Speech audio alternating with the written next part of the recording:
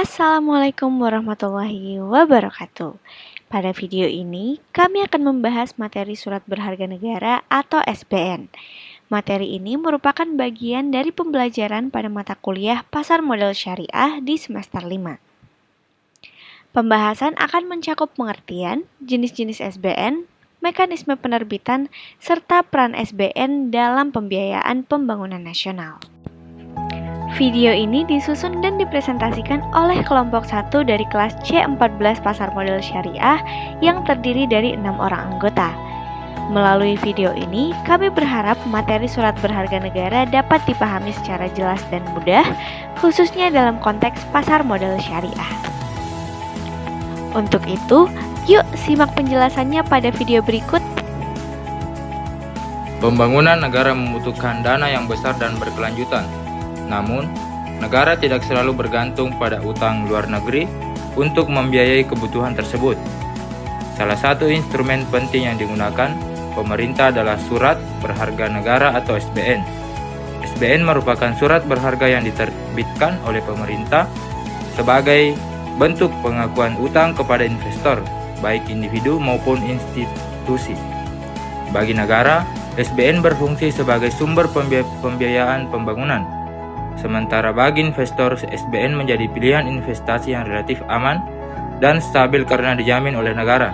Dengan demikian, SBN memiliki peran strategis dalam sistem keuangan nasional, sekaligus menjadi sarana partisipasi masyarakat dalam pembangunan. Dana yang dihimpun melalui surat berharga negara digunakan untuk membiayai berbagai proyek pembangunan nasional.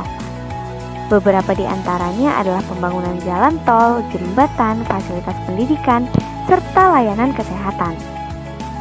Sebagai contoh, investasi pada sukuk retail memberikan imbal hasil tetap yang dibayarkan secara berkala, sehingga cocok bagi investor yang menginginkan pendapatan stabil.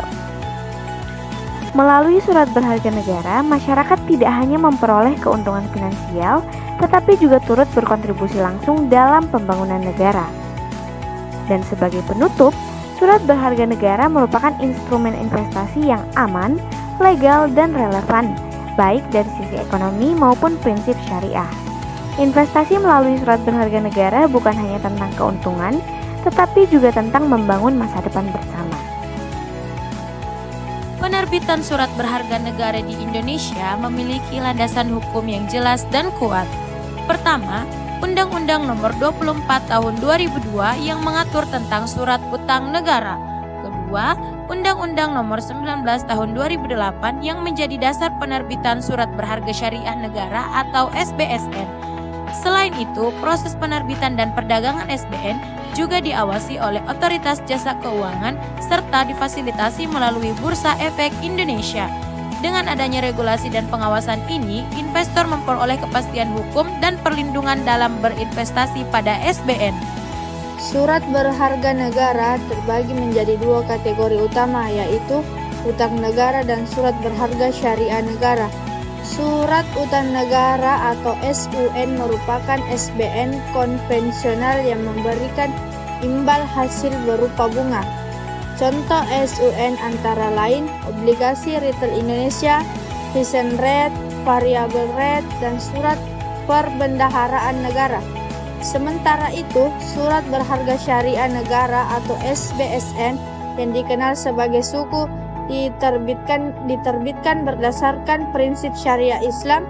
Jenis SBSN meliputi sukuk retail, sukuk tabungan, dan project based sukuk.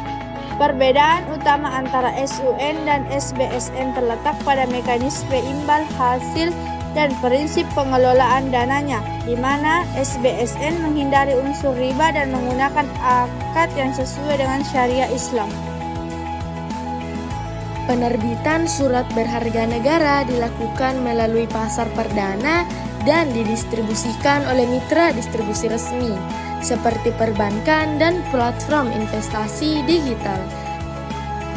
Dalam beberapa tahun terakhir, pemerintah telah mendorong digitalisasi pembelian surat berharga negara retail, sehingga masyarakat dapat berinvestasi secara mudah melalui aplikasi.